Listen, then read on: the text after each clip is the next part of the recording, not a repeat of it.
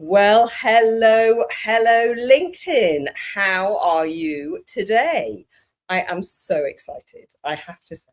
This is Sarah Clay's LinkedIn Live Lounge, and on the purple sofa, kind of ish, from Northern Ireland, is Niraj Kapur. Welcome, Niraj. I'm so happy that you're here. Thank you for joining us. Pleasure. The intro music was awesome, and we're fairly color coordinated today without realizing. I'm quite happy about that, actually. Is it purple, that blazer? Yeah, purple. Oh, Niraj, I'm honoured. I'm honoured that you've got a purple blazer to come on the LinkedIn Live Lounge. And if you were sitting on the sofa, you'd probably meld into it. You see a bald head. Yeah, look like a onesie or something like that. Yeah. we had the hair conversation earlier, didn't we? But we won't go into that now. So, Niraj, I'm very excited that you're here. Thank you so much for joining us. Actually, one question that we haven't prepped at all, which I would like to start with, is that you're a top voice. Mm-hmm. How did that happen? I love the top voice badge LinkedIn gave me because in the last 3 to 4 months, I've seen them handing out badges like they're candy. Oh, you literally have to contribute to about 6 articles. Takes you less than 1 hour, and all of a sudden you're a top recruitment voice or a top social selling voice or a top this voice, top that voice. I don't mind them doing that if they want to, but when I got it, it was very different. And I did ask the people who gave me what was the reason why, and people have been following me for many, many months. They've been following my journey for many, many months, and they liked how I turned my life around and talked about it very openly on LinkedIn, and how I talked about a lot of things like, for example, I was online dating for a number of years. And I've been stood up at a restaurant on a Saturday night with a picture of me with my food, table opposite empty. Horrible feeling, really horrible feeling to anybody who's ever been stood up. And I would say, you know what, this isn't great. But in business, sometimes clients stand you up as well. It's not what happens to you, it's how you react, what happens. And by the way, I will never give up until I find true love. And things like that really connect with people on a big level. And that was about as much detail as I could get because they don't really have a T's and C's or a tick box list that they give you. But that was as much as I could gather from them. But it was nice. It was done by committee. It felt amazing. And I'm not going to deny it certainly did help my career. There's no doubt about it at all. Absolutely. And very interesting that you talk about these other badges because I decided I was going to earn myself one of these new badges. I had to work really hard to get that badge, and it doesn't even stay. It's not even permanent. I think I had it for 3 months or something, and then whoosh off it went. It was gone. And as I say, I had to work really hard commenting on lots of AI articles and asking people to like my comments, and it's a bit of a nonsense, really. But what you do, Niraj, as a sales trainer and a sales coach, the way that you have personalized your LinkedIn feed and talked about your story from where I sit, and I remember that post, and if I remember, did I not ring you and go, are you okay? Yeah, I think you did. It's online dating is the worst. You meet so many people who are 10 years older than their profile. And it's like, I'm with you face to face. I can see you. Why are you doing this? And there are people who are just not ready for online dating, who shouldn't be out there because they haven't healed themselves. There's a lot of people online dating who are married, which surprised me. Yeah, they have their hand underneath the table and they're fiddling and fidgeting because all of a sudden there's a white ring in their finger. They can't hide it. So if you see somebody on a date and they're under the table doing this with their finger, it's not a nervous twitch, it's because they're hiding something. And I literally question them because don't forget, I've done NLP, I've done body language courses. So, I got a good understanding of these things. And I have to obviously ask, do you mind if I ask? Are you married? And they go, well, how do you know? Why are you asking? I said, well, just you're fidgeting with your ring finger and you're looking at your phone a bit nervously, and I'm just checking everything's okay. That's all. And that's how you. That's quite a worry. So, but the way you shared your story, I think, is wonderful because I always often get asked by clients, how personal should we be, etc., on LinkedIn. So well done you for being brave and getting out there. Thank you. I'm just going to take a pause and we're just going to have a look and welcome some comments we've had in the chat. Lisa Kennedy, hello, my love. How are you? And who's here? Who's been following us? Now Jeremy Rankins. I don't know if I said that right. Jeremy, I speak me on LinkedIn. Great guy. Did my best. And John Experience, so we were talking about this earlier, a new sort of change to a feature on LinkedIn, which we've all just been notified of. The demise of the people also viewed panel, but we'll discuss that another time because who else is in the house? I've just seen Jeff Young in the house.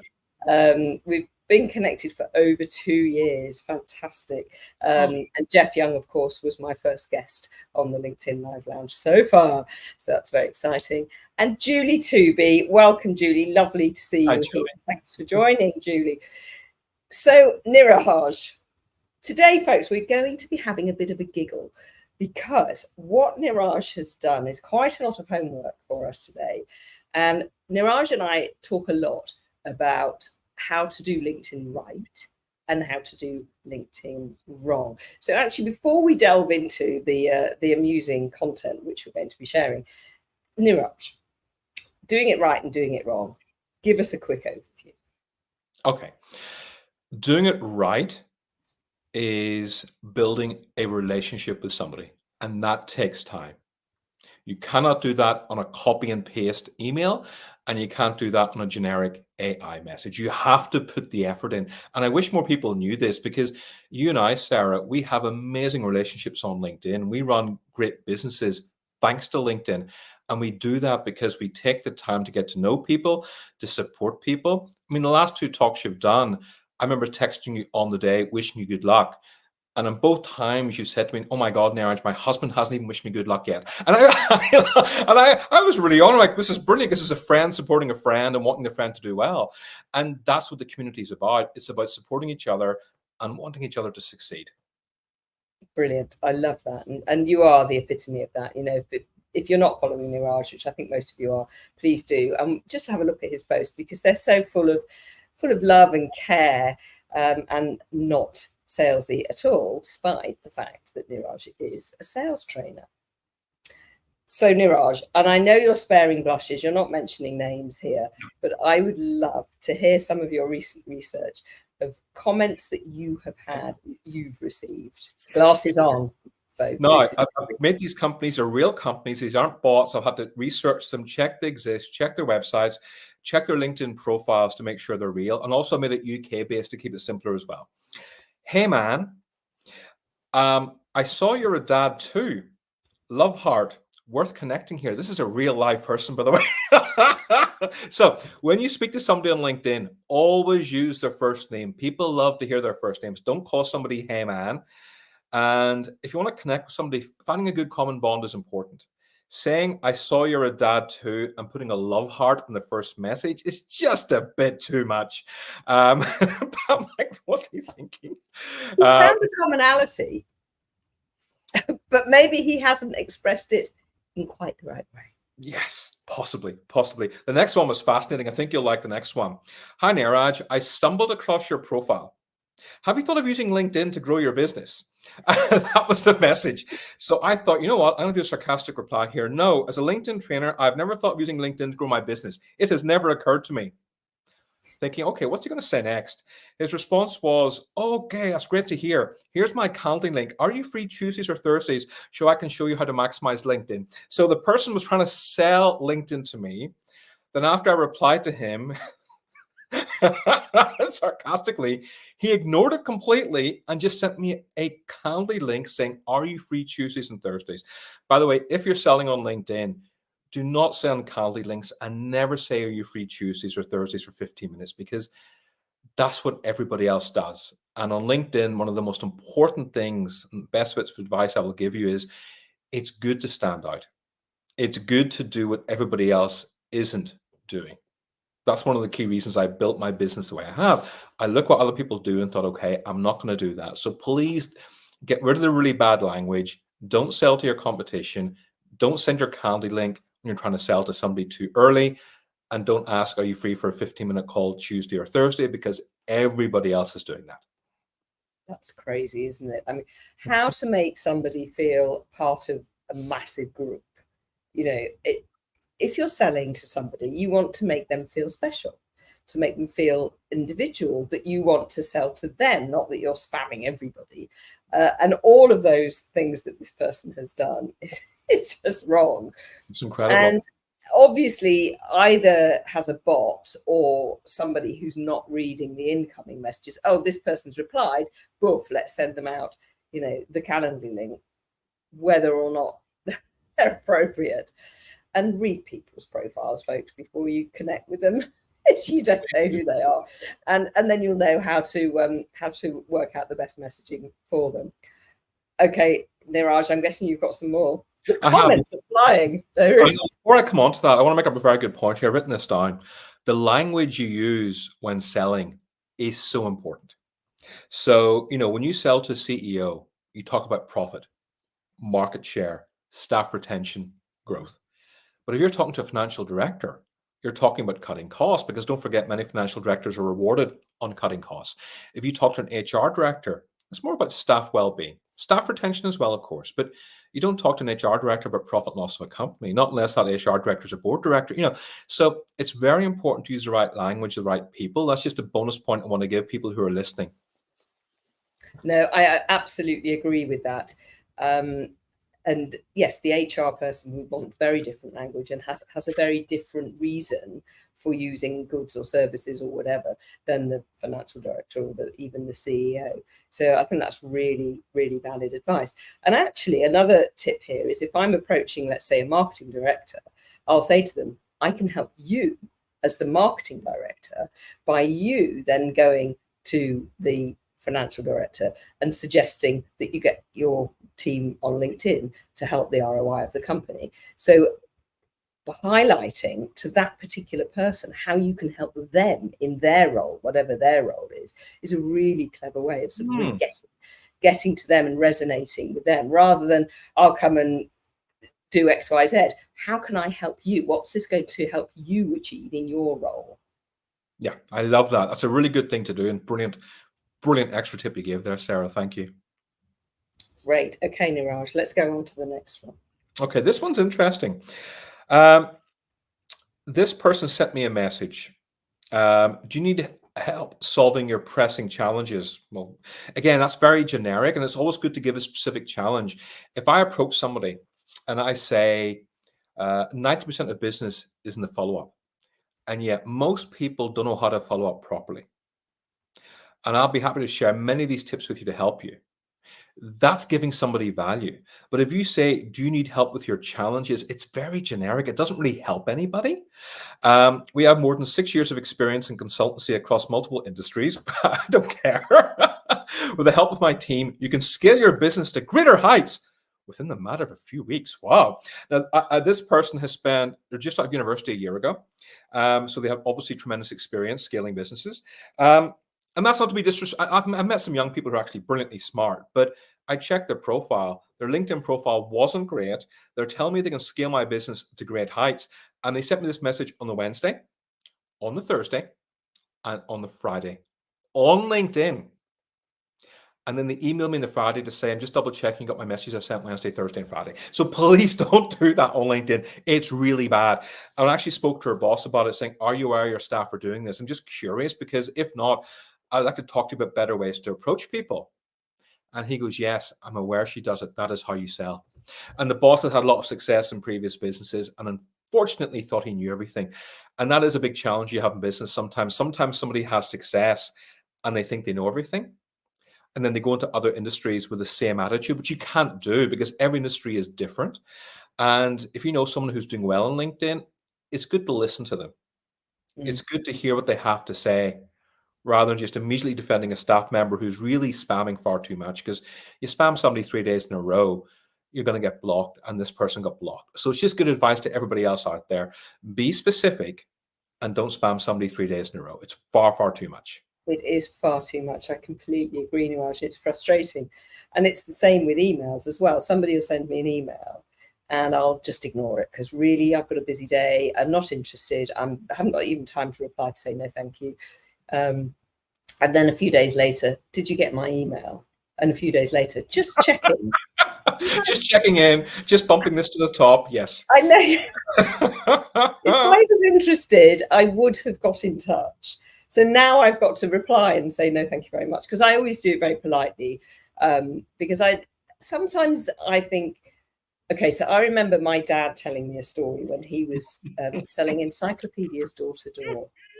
Okay, so my dad, God rest his soul, you know, he'd been well over 100 by now. And that was how he was trying to earn money to pay for his correspondence course in accountancy, which is what he was doing at the time. And he remembers having a door pushed in his face and it hit his nose. And he thought that's so rude. And he knew he was the lowest of low, banging on people's doors, going, buy my encyclopedias. But he, you know, so whenever we had salespeople came to the house or rang up, as they used to do in those days, he was always really polite, very firm, very polite. Yeah, whenever anybody cold calls me, it doesn't happen very often, Sarah, maybe 2 or 3 times a week. I always give them 30 seconds. Even when they say to me, hi, how are you? And I know it's a sales call, I give them 30 seconds because I know how difficult it is. I know how difficult it is. And then I say, no, thank you. But, you know, when every now and again, especially if they're selling to me something sales related, I'll say to them, out of curiosity, do you know what I do for a living? And they'll always say no. And I always say, do you mind if I just suggest Googling me? And they do. And it's like, oh, God. I said, okay, so what do you think you can do better? And out of curiosity, how are you trained like this? And every now and again, I'll get lucky and they'll pass me on to boss. I'll speak to the boss and I'll win some training. But only now and again. Most of the time, these bosses don't listen because they just believe their way is the best and spamming is the right way. Because sadly, some millionaire American guru standing in front of an airplane, a private jet, I should say, told them that's how you do it. And that's the problem. People think there's only one way to do things. There's not. A lot of the best advice you're ever going to get in your life doesn't come from somebody with a private jet or somebody with a Lamborghini. Quite often, the best advice you will ever get in your life on LinkedIn or sales is from everyday people like you and me, Sarah. And I wish more people kind of knew that and got that, you know? Absolutely. And in fact, Jeff Young has put in the comments, can I build you a website? How often do we get that one? Thank you for that, Jeff. Yes. We get that one a lot. But actually, looking at sales, do you think that the way that people like being or want to be sold to has changed or is changing? The way people are being sold to isn't changing, sadly. It's still as awful as it was before lockdown and after lockdown, which I think is a real shame. And that's because people don't see sales as a skill. They really don't. And so they just make it up as they go along. How LinkedIn is working has become more competitive because I see more and more young people really understanding how to game the system by joining multiple WhatsApp groups, they join multiple Slack groups, they join multiple groups in general, and they all like and comment each other's posts. And I see so many young people with less than 1 year's experience consistently getting 100 to 150 comments a post. For quite often writing content that isn't really worth anything, but they don't care because I've spoken to them. Why do you do this for? We just want to have big numbers, you know? And I think that's a real shame because it's not about the big numbers. You know, I have 32,000 followers, but I know people who have 10,000 followers who do as much business as I do, more business sometimes. So it's about the quality of the followers and the quality of the relationships you have with people in the LinkedIn DMs. That's where the gold is. The gold is not how many followers you have. Every now and again, of course, you meet someone who's a unicorn, who's got an exceptional 100,000 following, but those are rare exceptions. I'm talking the majority here. The quality of your connections is always way more important. So please focus on that. Absolutely. And build the depth of those relationships rather than a sort of scattergun approach and just trying to sort of appeal to everybody, because you can't appeal to everybody. It's over 1 billion profiles now on LinkedIn. You can't sell to all of them. Choose your lane, stay in it, and build relationships. Absolutely. Yeah. Great. Have you got any more, Niraj? I got one more I want to share. Well, I got a few more, but this one I really like. Hi, Niraj. I would like you to share my post. Never spoken to this person in my life. And in return, I will happily share yours. Now, I get asked a lot to share people's posts, which I never do. Because first of all, when you share somebody's post, you don't really get much engagement. LinkedIn wants original content. They want to hear your voice. They want to hear what you have to say. So if you share a post, people can't really do that there. But also, if I don't know you, why would I ask you to share my post for? You know, it's like you have to give people reasons why to do things. Now, this is really important. So when you do sales, There's always reasons why people do things. People will buy things because they want to make money, they want to save money, they want to reduce stress, they want to buy and look good, they want to impress other people, they want to do it to be big, part of something bigger than themselves. There's always so many reasons why people buy, but you have to know people's why. That's very important. So if I don't know you and you say share my post, I'm like, no. And then I just go to the 3 buttons at the top, click archive, and then 9 times out of 10, I never hear from you again. And you missed out on a great opportunity to build a relationship. I'm never too busy ever. And most people aren't too busy to build quality relationships. We really aren't. We No. want them. But the Well, problem that's why we're is, there. That's why why we're on LinkedIn, is to do exactly that. And in fact, that's an interesting point. I have had a few people ask me that, but the thing that happens to me an awful lot is I get tagged in a post. yeah. So I find this very, very frustrating. So I'll get a notification in my LinkedIn, so-and-so has tagged you in a post. And I go, oh, goody, how exciting. This could be something nice. And sometimes I'll go over there and somebody's thanked me for something, or they've given me an award of, I had one last week, top 50 LinkedIn trainers or something like that. And that's really nice. So I go over to a post, and it's a post by somebody I don't know, never heard of them before in my life. They've written something and they've just done what I call spammy tagging. Mm-hmm. And they've made a tag wall of all the people that they know who have a lot of connections and followers, so that they'll come over and comment on the post. And it's just not appropriate. Yeah, I know. So and a lot of marketing managers do this. That surprises me, because marketing managers don't bother to learn LinkedIn. Majority of LinkedIn marketing managers I know don't know how to use LinkedIn. And sadly, they don't think we must get training for this either. And I had to actually call somebody on Monday, which I was away on business. I hated doing, saying, I'm really sorry.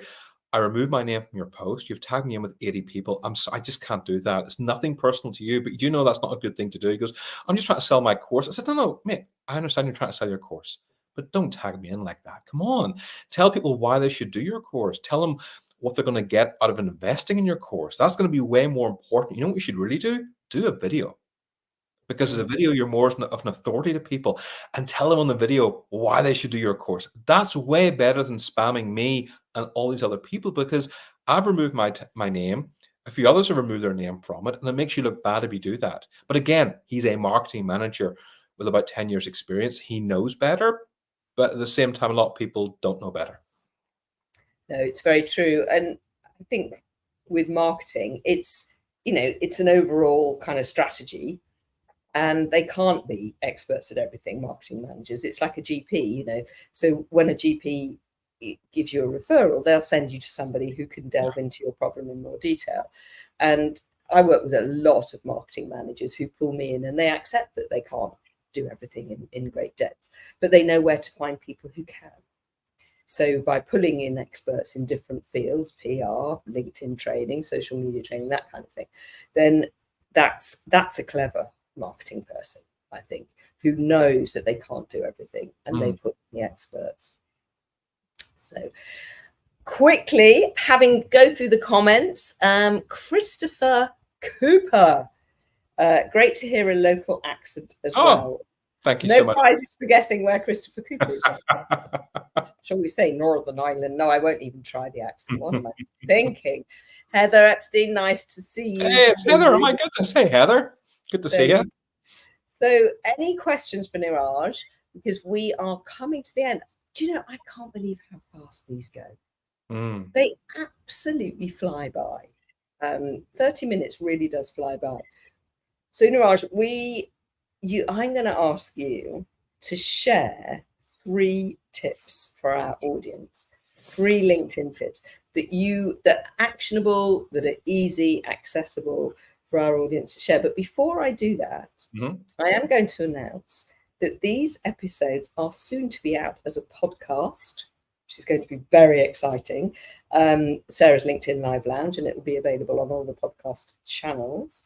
And I would also like to announce that next week's guest, I'm very excited for, because I've never actually met her, not even on a Zoom or anything. So it'll be a first time for me to meet Nina Caputi.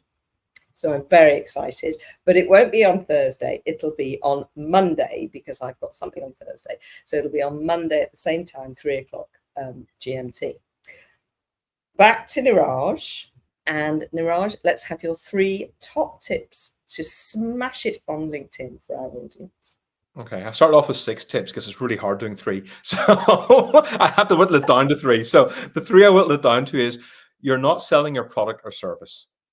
Okay, you're helping people, and you cannot help anyone if you talk about yourself nonstop. This is especially to the spammers out there, but it's also for people who genuinely don't know any better. And I know a lot of people don't know any better.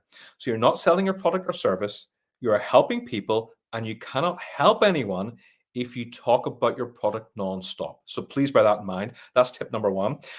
Tip number 2, share valuable information or ask a big question. So one of the things I mentioned earlier is 90% of business is in the follow-up, and yet most people don't know how to follow up effectively. Now, with me, I'll be happy to teach you how to do that. Now, if you don't follow up properly, you're losing money.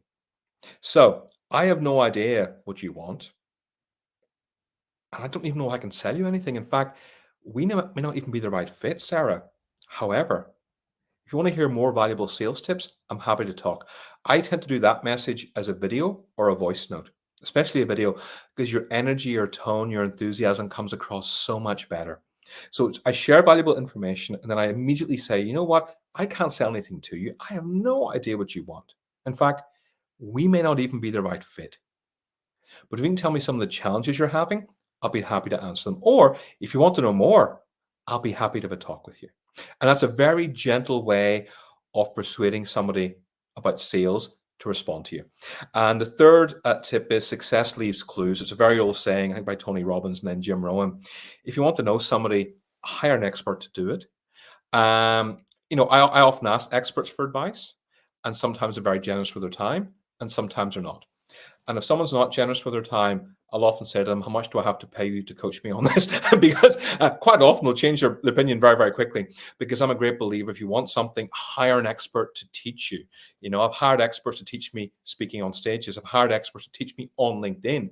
Our mutual friend, John Asperian, I hired him several times last year to keep me accountable and just to make sure I was doing good work. That's what you do. You hire and pay people if you want to do better at anything, especially sales. Oh, brilliant. Absolutely brilliant advice. And I think, some people think they can do it all. But being an entrepreneur, owning your own business, you do have to do everything. But we can't know it all. We can know our craft. So I completely agree. Using experts to help you hone different parts of what you do that you're not an expert in yourself. I think that's amazing. And in fact, I too have hired John Asperian to teach me LinkedIn too. So shout out for John in the house.